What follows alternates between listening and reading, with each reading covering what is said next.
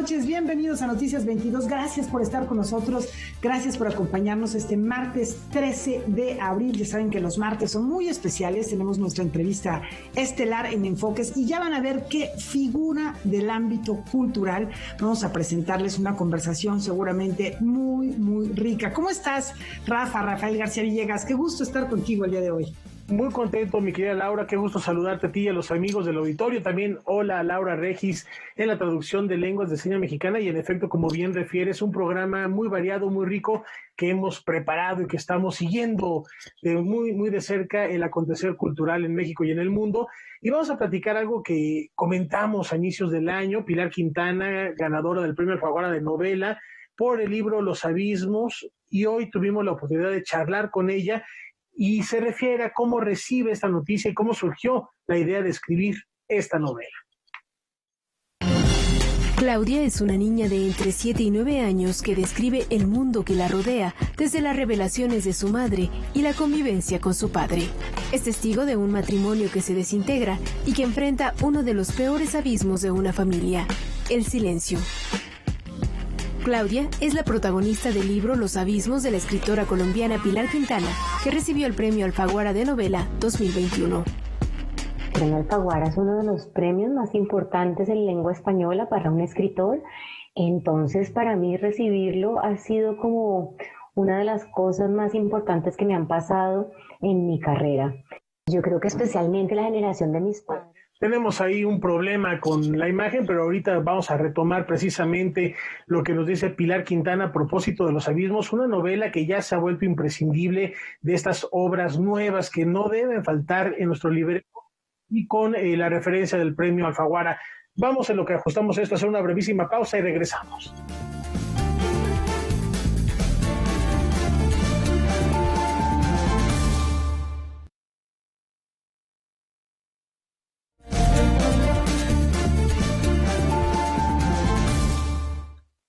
Bueno, hace unos instantes ya Rafael nos había presentado la novela Los Abismos, que es la reciente ganadora del Premio Alfaguara de novela escrita por Pilar Quintana, que bueno, pues es un referente de lectura. Esta premiación cada año se premia a un autor, en algunas ocasiones se ha premiado a 2 autores o autoras que se convierten en parte, digamos, de una especie de canon literario que no hay que perderse, como ha ocurrido con otros autores, el caso de Jorge Volpi y de Guillermo Arriaga, entre muchos otros. Pero bueno, por lo pronto ahora vamos a conocer un poquito más de esta reciente publicación, Los Abismos.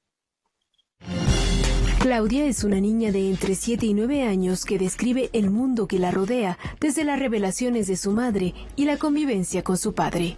Es testigo de un matrimonio que se desintegra y que enfrenta uno de los peores abismos de una familia, el silencio. Claudia es la protagonista del libro Los Abismos de la escritora colombiana Pilar Quintana, que recibió el Premio Alfaguara de Novela 2021. El Premio Alfaguara es uno de los premios más importantes en lengua española para un escritor, entonces para mí recibirlo ha sido como una de las cosas más importantes que me han pasado en mi carrera. Yo creo que especialmente la generación de mis padres es una generación a la que le costaba analizarse, a la que le costaba mirarse al espejo, a la que le costaba decir, bueno, acá estoy equivocado, ¿qué tengo que hacer para mejorar? Y que muchas veces prefería coger los problemas, barrerlos con la escoba y esconderlos debajo de la alfombra. Y eso no quería decir que el mugre desaparecía quizás de la vista, pero ahí estaba debajo. Y entonces aquí nos enfrentamos a una niña que se enfrenta a ese silencio de sus padres y a ella ver que su familia se está destruyendo y no poder hacer nada porque nadie habla al respecto y nadie quiere solucionarlo. Aunque se trata de una ficción, Pilar Quintana explora uno de los temores que surgieron en su infancia, al tiempo que revela las condiciones en las que vivieron sus padres. Una generación marcada por los estereotipos, convencionalismos y mandatos. Sí surge, digamos, de unos miedos míos de la infancia, y creo que no son solo míos, sino que sufrimos todos los niños, y es que tenemos un miedo muy fuerte a quedarnos huérfanos. Yo creo que ahí se cuenta una novela desde el punto de vista infantil y lo importante que es la madre para la hija. Creo que esta novela parte de esa visión y como de ese estar en el mundo de las mujeres de esa época, donde sus vidas estaban determinadas por los hombres en general, por un padre, o sea, las mujeres dependían de un hombre que era su padre y luego pasaban a depender de otro hombre que era el marido. Y eran mujeres que no tenían mucha opción en la vida más que formar una familia, porque era lo que la sociedad, lo que sus familias, lo que se esperaba que ellas hicieran. La autora de novelas como La perra y Coleccionistas de polvos raros tiene un especial interés en abordar en su literatura temas como el deseo sexual femenino y la maternidad. Escribir para ella es un proceso de sanación.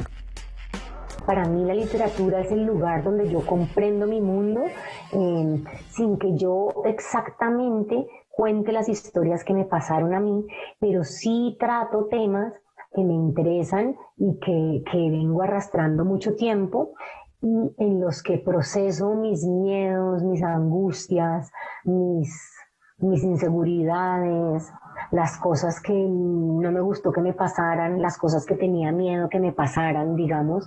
Y entonces en ese sentido, para mí el ejercicio de la escritura es un ejercicio terapéutico. Noticias 22, Karen Rivera.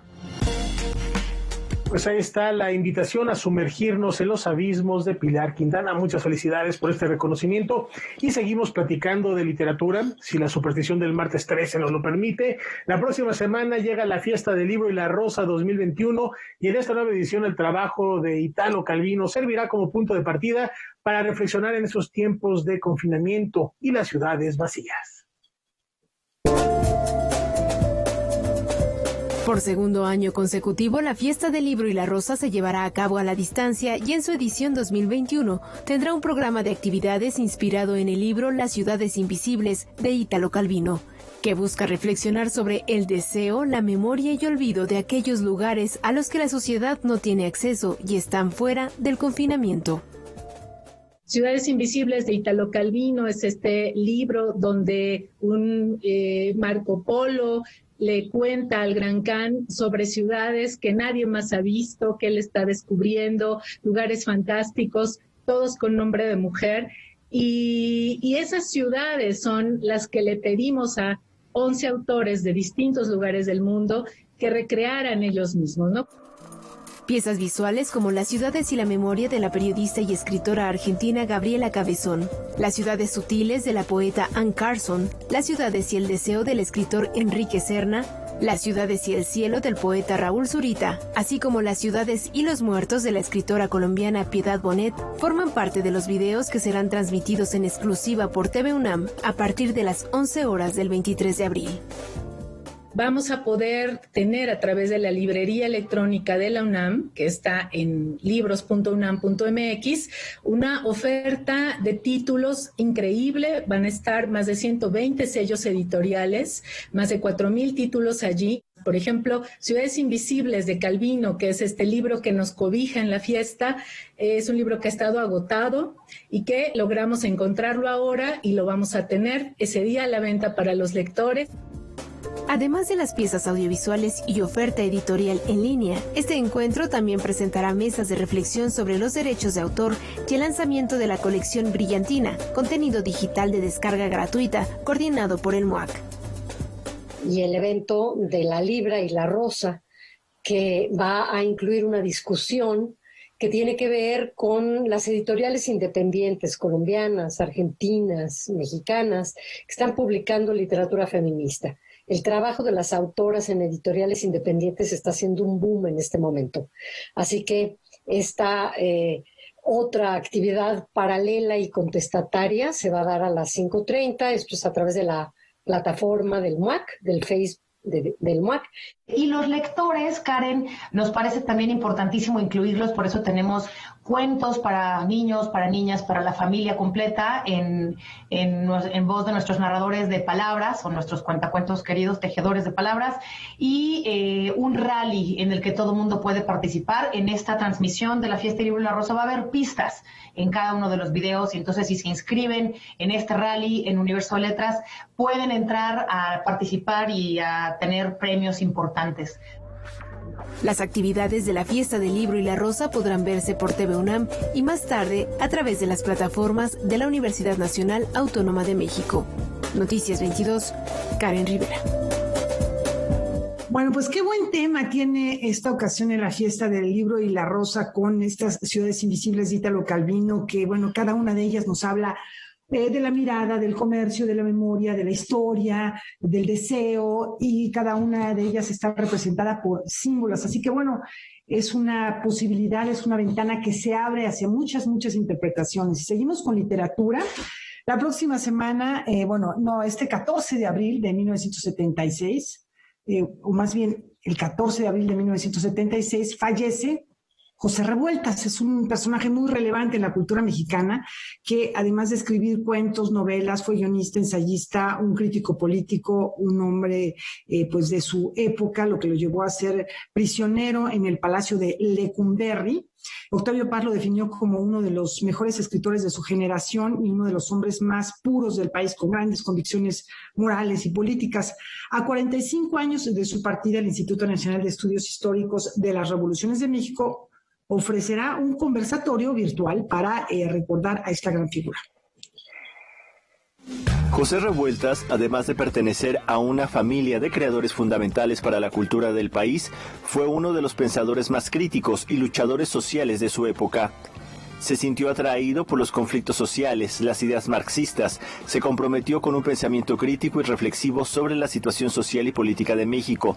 Todo eso, además de sus experiencias personales, como el haber estado en la cárcel, las plasmó en su obra literaria.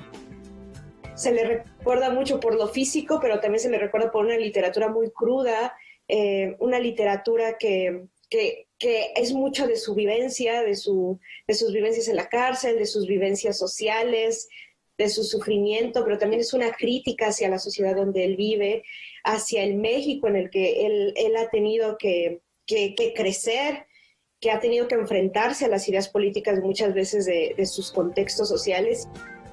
El autor de Los Errores, ensayos sobre un proletariado sin cabeza y dormir en tierra, rompió con la estructura narrativa de la novela tradicional, optó por jugar con estructuras circulares, el monólogo interior, utilizó recursos cinematográficos como el flashback, se adentró en la psicología de sus personajes, sin dejar de reflexionar sobre los dogmas del comunismo o la ideología en el poder.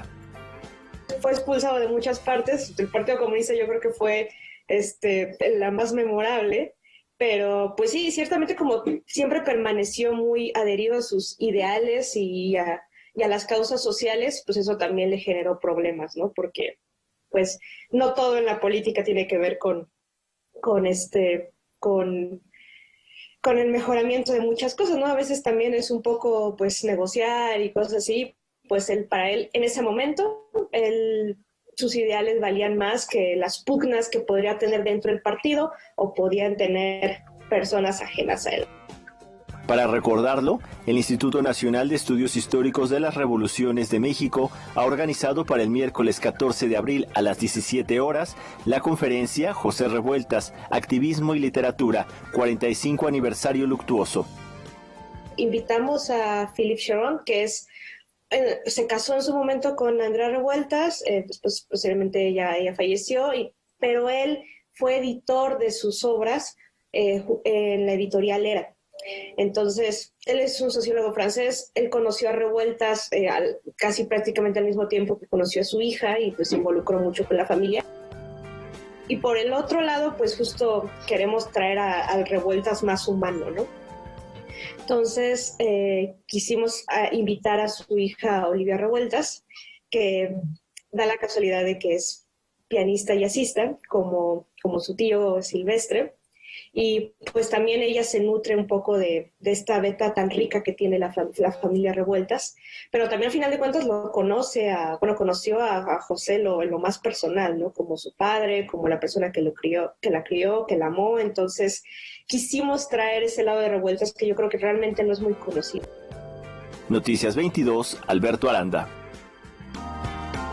Por supuesto, ya mañana estaremos platicando más en torno de la figura trascendental de Revueltas en la literatura nacional. Y a propósito de personajes, antes de la pausa les recordamos que esta es la última semana, este fin de semana se va del Palacio de Bellas Artes, el París de Modigliani y sus contemporáneos. No dejen pasar esta gran oportunidad que nos ofrece el Palacio de Bellas Artes y conozcan el trabajo de grandes artistas europeos del siglo XX. Dadas las condiciones por la pandemia, este espacio cuenta con todas las medidas sanitarias para cuidar nuestra salud. La visita se puede hacer hasta el próximo domingo 18 de abril de 11 de la mañana a 5 de la tarde. Vale la pena visitarlo. Ya se va el París de Modigliani y tienen una segunda oportunidad además para conocer qué resguarda esta muestra con el programa especial que ha preparado la Dirección de Noticias 22, precisamente el París de Modigliani y sus contemporáneos, un programa especial que se transmite este jueves a las 5:30 de la tarde, con repetición el próximo sábado también a las 5:30 de la tarde a través de la señal de Canal 22. Una experiencia única, no se lo pierdan, un programa realizado, insisto, por la Dirección de Noticias, con la colaboración también de Laura Barrera, grandes entrevistas y un recorrido a profundidad de este célebre artista. Con esta invitación nos vamos a una brevísima pausa. Sigan con nosotros.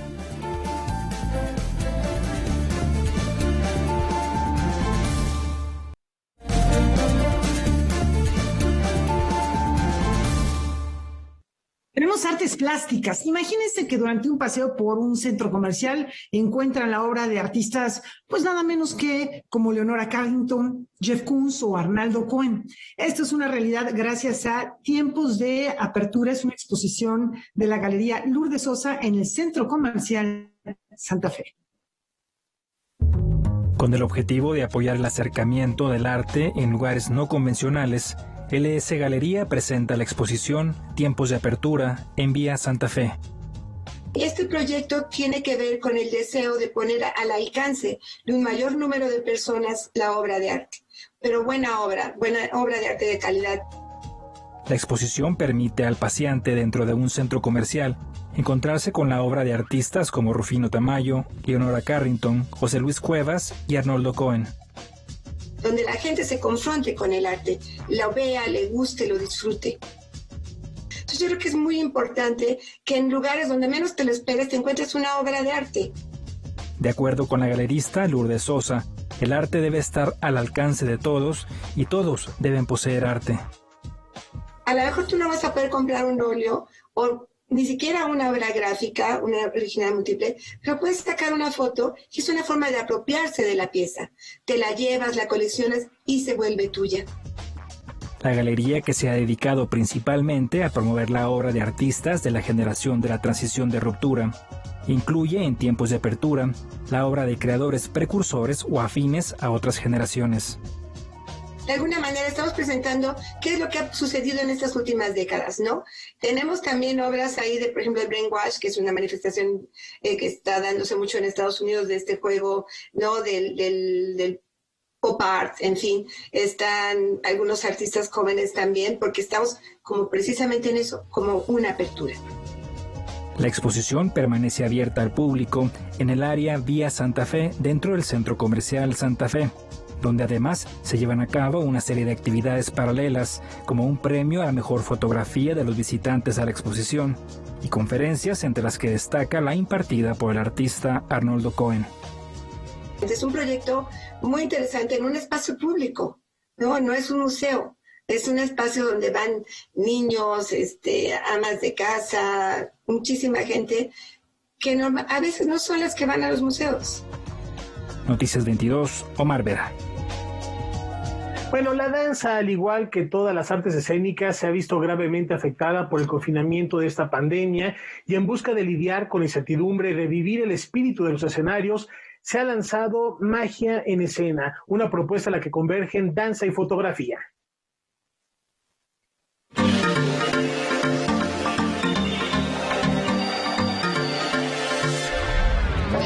Las artes escénicas fueron de las más afectadas por la pandemia. Muchos espacios y compañías no pueden cubrir los gastos de producción con el 30% de público. Para continuar presentes mientras se logra reabrir los espacios, se creó la convocatoria Magia en Escena.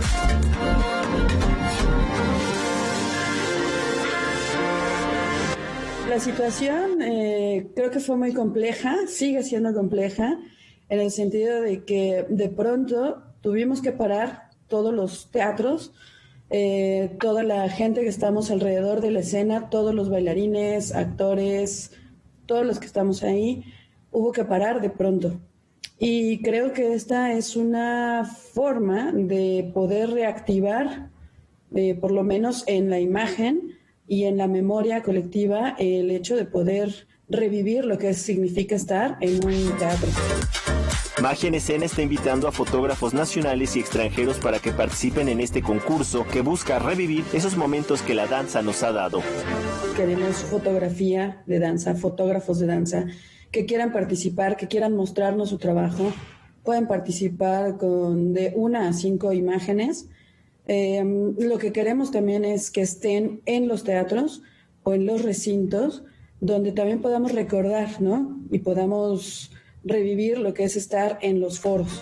Lo que buscamos es que estas imágenes emocionen, que no nada más que se quede justamente en este sentido de registro que normalmente se hace. Como bien ya lo mencionaba Gloria, buscamos que sí sean en estos espacios donde se efectúa la danza.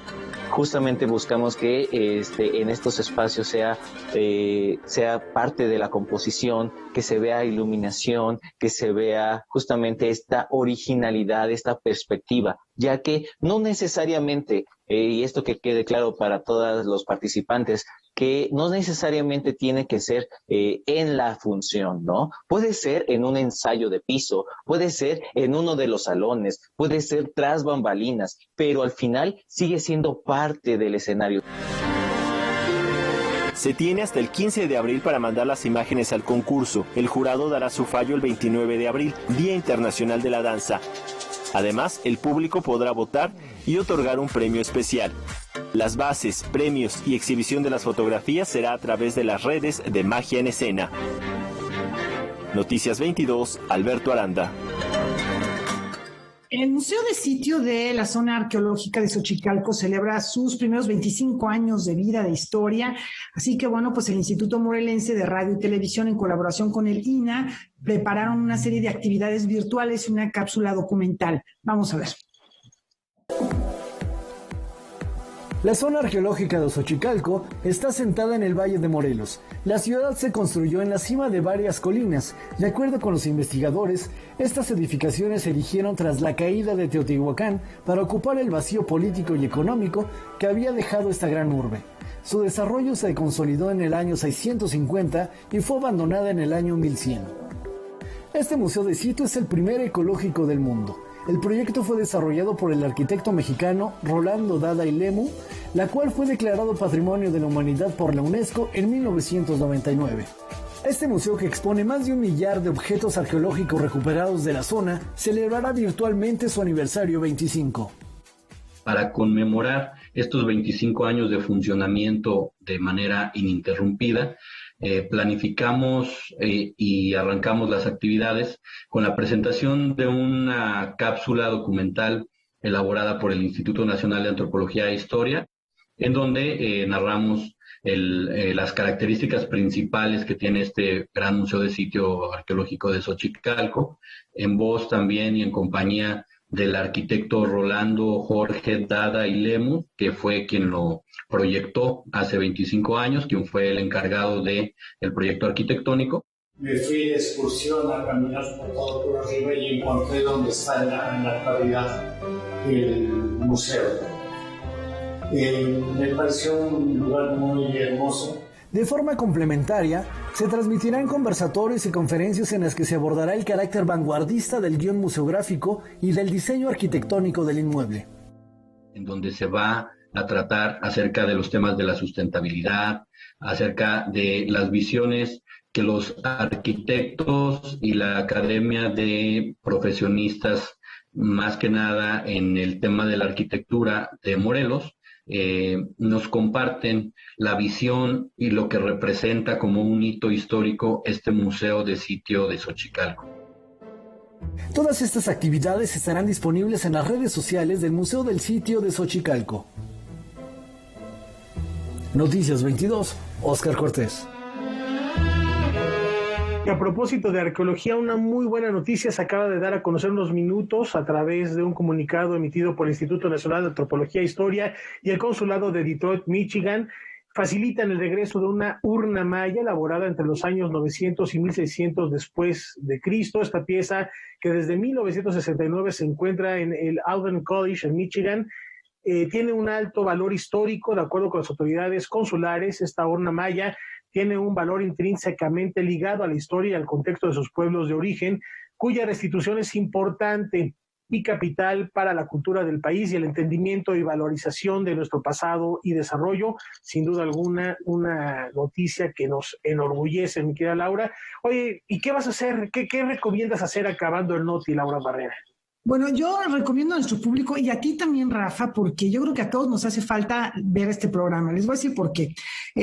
Los invitados que tiene, el invitado que tiene hoy, Gaby Tlaseca, a las 9 de la noche en Debate 22, es el director general de The Competitive Intelligence Unit, que es Ernesto Piedras, a quien hemos tenido en varias ocasiones aquí en Noticias 22.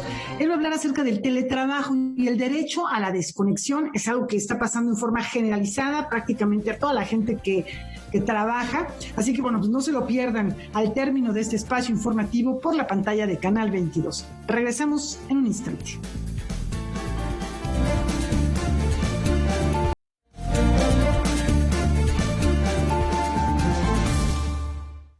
La Fonoteca Nacional nos comparte sus tesoros mismos que se podrán disfrutar desde la comodidad de casa. La Fonoteca Nacional presenta 3 nuevas producciones que podrán consultarse en línea. La primera de ellas es un podcast dedicado a la memoria del escultor y arquitecto Matías Geritz, construido a partir de entrevistas, relatos y anécdotas del artista.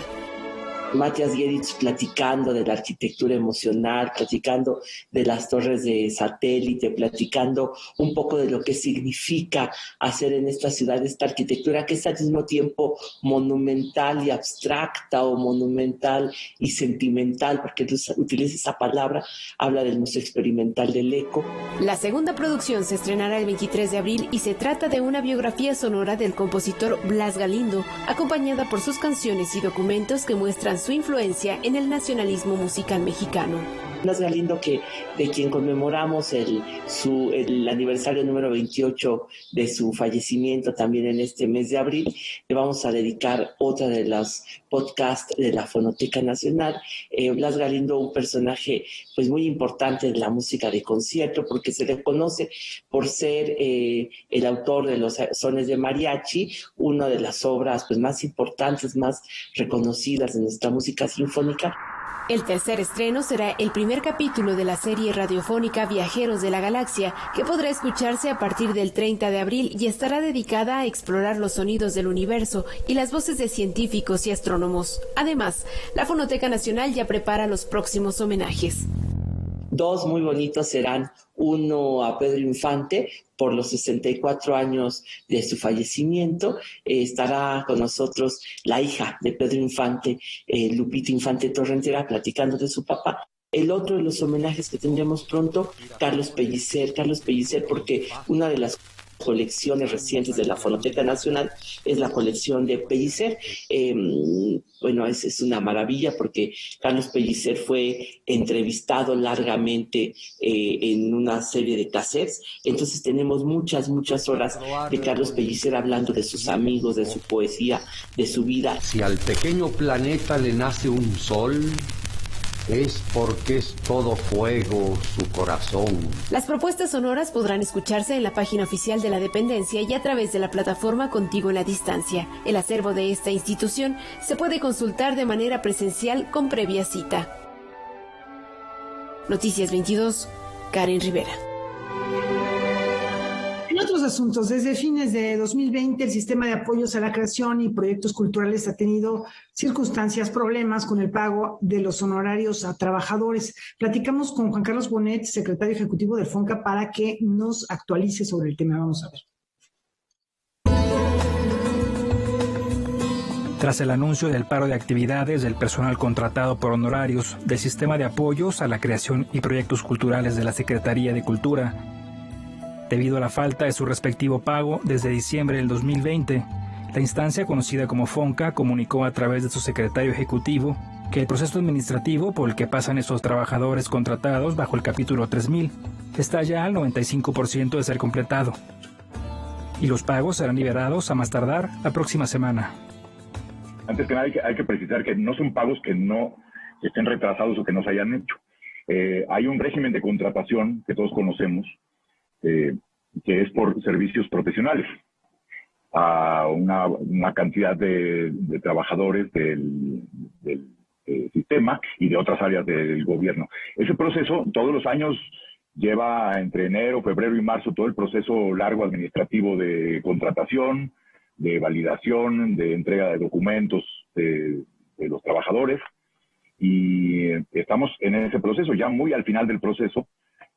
Faltan 2 o 3 procesos muy pequeñitos, faltan acabar de formalizar algunos documentos, integrar las carpetas con todos los requerimientos, y a partir de eso inmediatamente empezamos a pagar, que será a más tardar la semana que viene.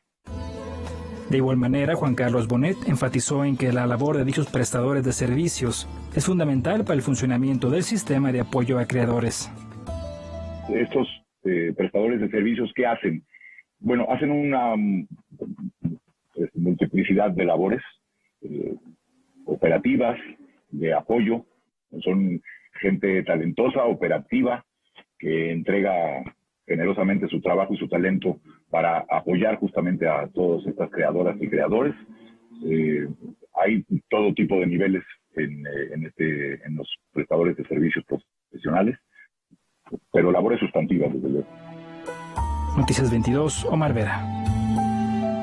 Bueno, ahí está el compromiso hecho, y por supuesto Noticias 22 estaremos siguiendo muy de cerca el cumplimiento del mismo. Vamos a una brevísima pausa, tenemos mucho más, no se pierdan al regresar Enfoques.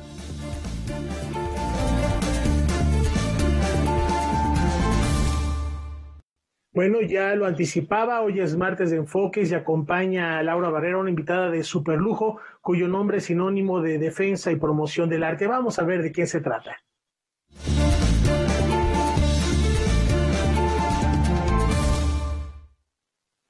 Descubrió el mundo del arte literalmente de la mano de uno de los grandes dibujantes que ha dado México.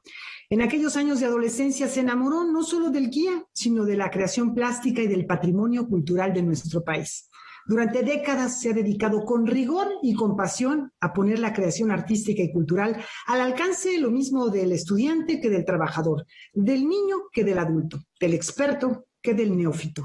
Curadora, promotora, gestora y funcionaria cultural. Hoy nos acompaña Miriam Kaiser. Miriam, qué gusto platicar contigo estos minutos sobre tu trayectoria, sobre los proyectos en los que estás involucrada, porque pues tú nunca paras, siempre nos sorprendes con nuevas propuestas. De verdad, qué honor, qué gusto.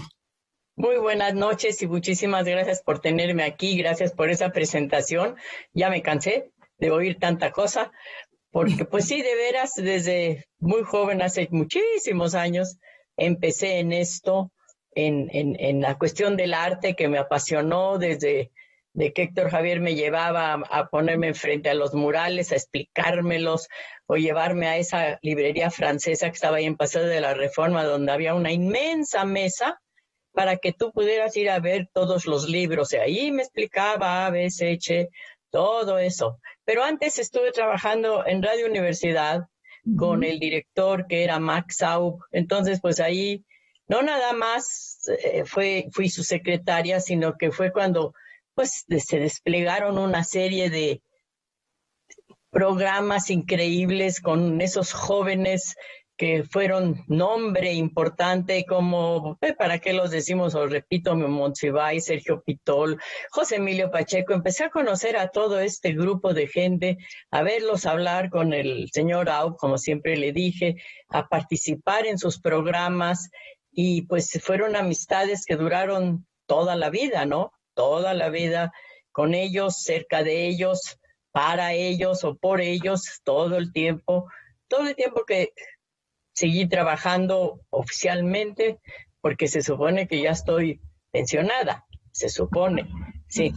Pero continúas. Bueno, esa fue una gran experiencia estar con este gran escritor y también promotor de la cultura, Max Au.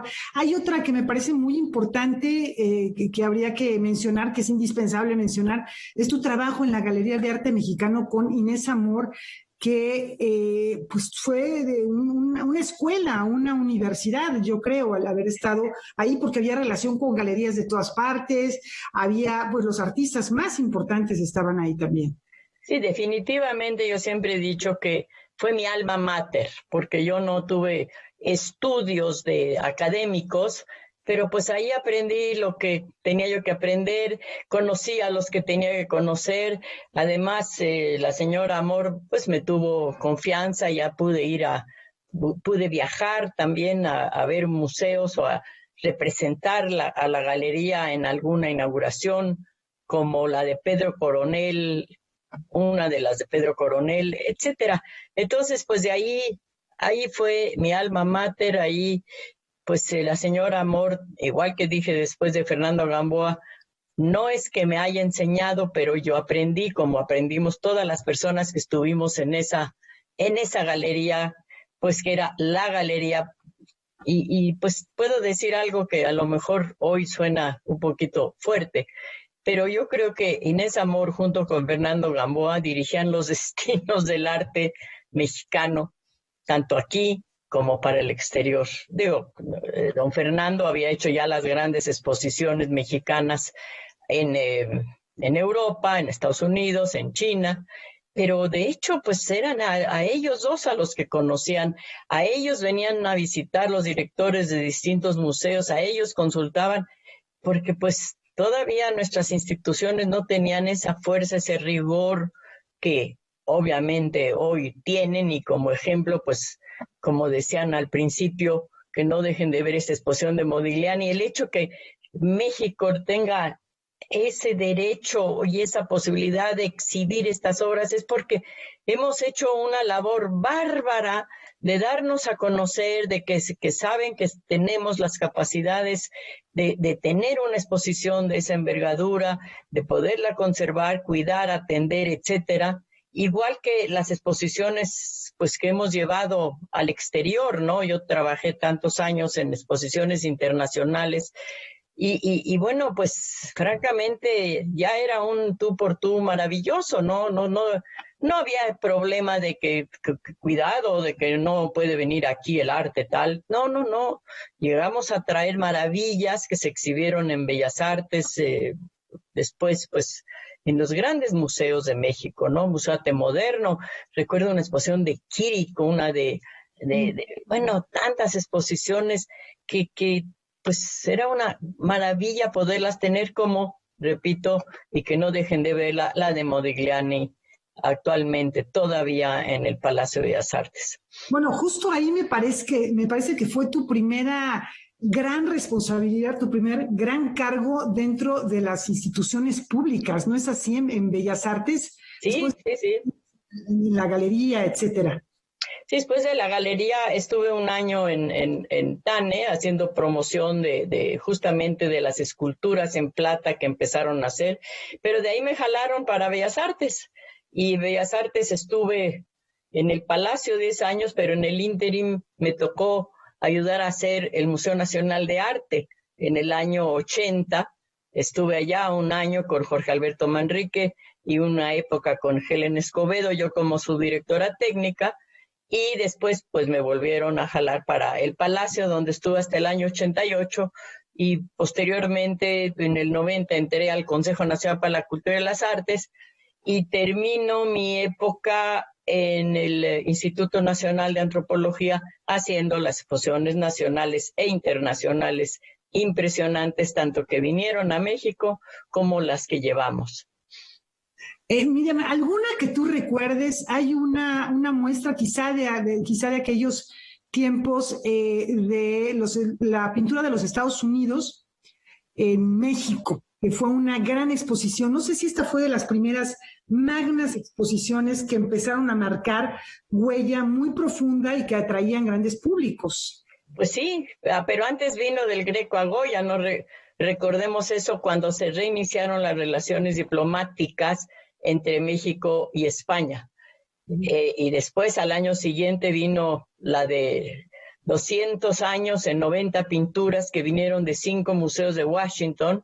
Memorable exposición, de verdad, impresionante, espléndida. Y esa fue pues concertada por los dos presidentes, Carter y el presidente López Portillo. En esa época, cuando llegó de visita, pues ya teníamos exposición y ya después ya fueron los curadores, vinieron a México, la estudiaron. Otra que recuerdo y me encantaría mencionar fue la gran exposición de los 100 años de Diego Rivera, que se inauguró en Detroit, que la acaba de mencionar Rafael con esa devolución maravillosa, y que vino a México y donde se exhibieron por primera vez los estarcidos del mural, que de veras también con una exposición que vino de los Estados Unidos, que de un periplo allá y que de México luego fue a Europa, pero así celebramos los 100 años de Diego Rivera en Bellas Artes. Mira, son infinitas y cada una me emociona y cada una tuvo sus problemas y sus maravillas y sus enormes filas para entrar, igual que las que hicimos en el Museo de Antropología. En fin, ha sido para mí, como siempre lo digo, un gran privilegio que haya yo podido trabajar para las instituciones, para México, pues con ese fervor, y pues sigo haciendo de repente algunas exposiciones, como la de hace 2 años que me invitaron a hacer de la obra plástica, la obra visual de las colecciones del maestro Carlos Monsiváis, que ese archivo es infinito, sus acervos, siempre habrá alguna sorpresa. Exhibimos cerca de 400 obras y tuve que regresar a la bodega otras 300 porque ya no cabían, pero todas eran o novedades o maravillas que fui descubriendo, como siempre digo, como si me hubieran metido a la cueva de Alí Baba, Laura, y fui ir descubriendo esas maravillas, ese talento y esa sensibilidad que tuvo Carlos. Ese ojo para poder encontrar las piezas, ¿no? Como un coleccionista muy, muy agudo. Muy acucioso, muy acucioso. Y bueno, hay otras que has estado haciendo, lo de Ricardo Martínez, que es una figura a la que tú conoces muy, muy bien. Y quisiera hacerte una pregunta, tenemos por ahí un par de minutitos y bueno, pues la verdad es que la contingencia nos ha hecho replantearnos mucho la función, lo decía hace rato Rafael, bueno, el tema de las artes escénicas, etcétera, pero los museos que siempre se ha buscado que sean eje de la actividad en las comunidades y que sean una especie de árbol que tiene muchas ramas a su alrededor. ¿De qué manera los estamos repensando en esta contingencia? Porque pues a lo mejor hay que hacer una reinvención o un replanteamiento de los mismos. No sé cómo lo veas tú. Pues absolutamente, yo creo que esto se está llevando a cabo en todo el mundo, porque obviamente se acabaron las multitudes en los museos, ¿no? Se acabaron ese tipo de cuestiones de que, oye, Miriam, mándanos la estadística de cuántos niños y cuántos adultos, y eso se acabó. Digo, yo ya no lo veré y creo que va a ser muy difícil que regrese, que lleven de esa manera a los niños. O sea, va a haber un replanteamiento y además una maravilla, Laura, amigos, es gracias a estas conexiones como la que estamos usando en este momento, pues se van a replantear muchísimas cosas. Va a estar muy difícil que vengan y vayan exposiciones, pero pues hoy vamos a utilizar lo virtual o van a utilizar lo virtual, y a mí ya no me va a tocar, pero lo van a usar constantemente y vamos a poder acercarnos a muchísimas obras y vamos a poder acercarnos a muchísimos públicos, como está sucediendo con las artes escénicas y o sea, no nos podemos poner a llorar y no nos podemos poner a entristecer y qué barbaridad, no, esto, no. Sí va a seguir con grandes novedades en cuestión del trabajo que se va a hacer. Miriam, bueno, tenemos por ahí un minutito, quizá 2, para finalizar esta breve charla, que pues es la charla esperada de la semana. Y bueno, siempre lo hago con 3 preguntas del cuestionario Proust, muy cercanas, y me gustaría hacértelas si me lo permites. Miriam, tú has promovido el arte de muchas épocas distintas. Si tuvieras una máquina del tiempo, ¿a qué época te gustaría trasladarte para ver esas creaciones cuando surgieron, quizá? Pues yo iría a la época flamenca y me encantaría estar en el estudio de Vermeer, de Rembrandt, estar con ellos, platicar con ellos. Pero bueno, no sé por qué siempre me han llamado muchísimo la atención, pero igual me fascina ver a un joven con sus creaciones que quizás no las entienda yo, quizás, pero que también me llaman la atención. Pero lo mío son los flamencos. Roger van der Weyden, Jan van Eyck, Petrus Christ. El que tú quieras me lo puedes dar en taco. Bueno, Miriam, ¿cuál es tu color favorito?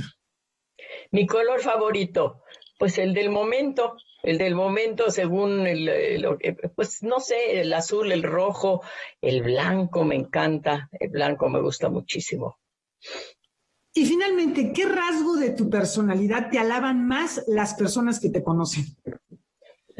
Yo creo que hay que preguntárselo a las personas. Yo no lo podría decir eso.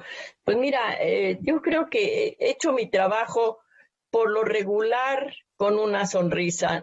No me gusta enojarme. Si me enojo, cuídense. Pero nunca me gustó eso. A mí me gusta hacer mi trabajo, que es tan hermoso, ha sido tan hermoso, tan difícil, que pues me gusta hacerlo en buena lid. Miriam, qué gusto es platicar contigo. Gracias por concedernos este tiempo al público de Noticias 22 y estaremos esperando tus nuevos proyectos, nuevas propuestas con enorme interés. ¿Cómo ves, Rafa? Fascinante, y si me permites agregar a esa última pregunta que le hacías a Miriam, yo creo que su pasión es contagiosa, es admirable. Muchas gracias, Miriam, y además en un año muy importante porque este año se cumplen 100 años del natalicio de Héctor Javier, que ya mencionaba al inicio de esta charla y que seguramente estaremos celebrando y recordando también a fines de este año. Muchísimas gracias, Miriam, y un fuerte abrazo. Gracias a ustedes, de verdad, porque pues el 22 ha sido como siempre un lugar preponderante para mí, muy importante, para enterarme de todo lo que sucede por todas partes. Gracias. Gracias a ti, es tu casa y nos vamos y lo hacemos como es costumbre con música. Hoy cumple 79 años el compositor italiano Bill Conti, de reconocidas bandas sonora como Rocky o James Bond, y aquí una probadita y celebramos así su cumpleaños. Muchas gracias, hasta mañana.